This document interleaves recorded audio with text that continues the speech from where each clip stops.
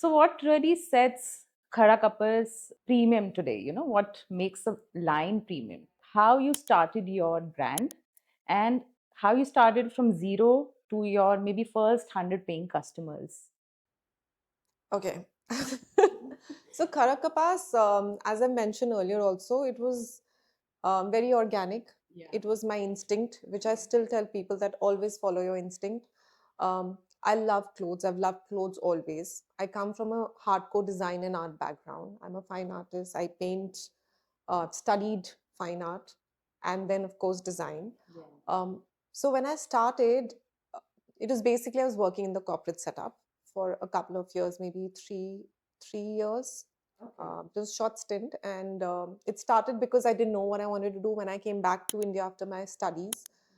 Mm, I was told that I'm very good at forecasting. So my Okay. faculty in US, I went to FIDM and they told me that you're very good at forecasting. So maybe you should do something in forecasting. And then I know the design and the fashion industry in India. And my friends are designers, they're fashion designers, and they all had started their labels by that time. And I knew that I don't want to do this. I just found the entire fashion environment not very healthy for myself. I thought it's very competitive. You have to be good at certain things to be able to make it. And that was definitely not my cup of tea. So I thought maybe I've chosen the wrong things. I'm more of an arty person, not a design person, a fashion person. So I decided to work in the corporate setup. I worked as an art director. I worked as a visual person. I did campaigns, shoots. Okay. And during this period, I also happened to work with, there was a venture by a certain company. They were basically selling clothes on an international, basically selling clothes on their platform for the international market. That's when I pushed them while working with them as an art director. I told them, why don't we work towards making our own line? Because I'd understood this much working in these setups that you make more money when you have your own label instead of selling somebody else's brand. So I decided to do like a small label for them, which was completely my aesthetics, my fabrics. I had full creative freedom, and everything was sold out before we knew. The response was amazing.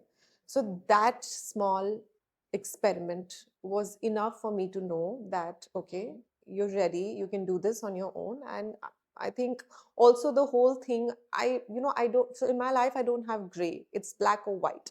I shoot like an arrow. I don't understand how to mince words and how to be very diplomatic and all of that. So I realized that ye to nahi ho payega. The corporate setup is not made for me.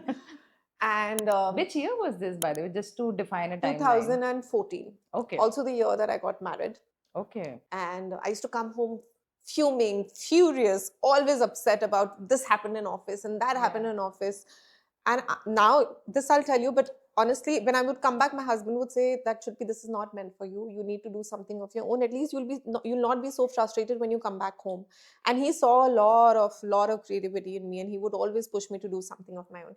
And that's how it started. The seed actually was sown at that point of time, and then um, I came home one day, and because I was not able to take the plunge, much to my surprise, my husband had bought two second-hand machines and one small room in our house. We have an open sort of a setup, like a small room, and those two machines. And that one evening when I came back, there was this, my father-in-law and my husband, they were standing with this coconut in their hand, and they said, "Isko bas phodo aur shuru karo." Wow. Okay. That's how it was. He said, Yeah. "Till the time you will not, it will not happen." If you want us to keep bringing such amazing content and business hacks, please subscribe to our Clips channel, The Sonika Mata Show Clips.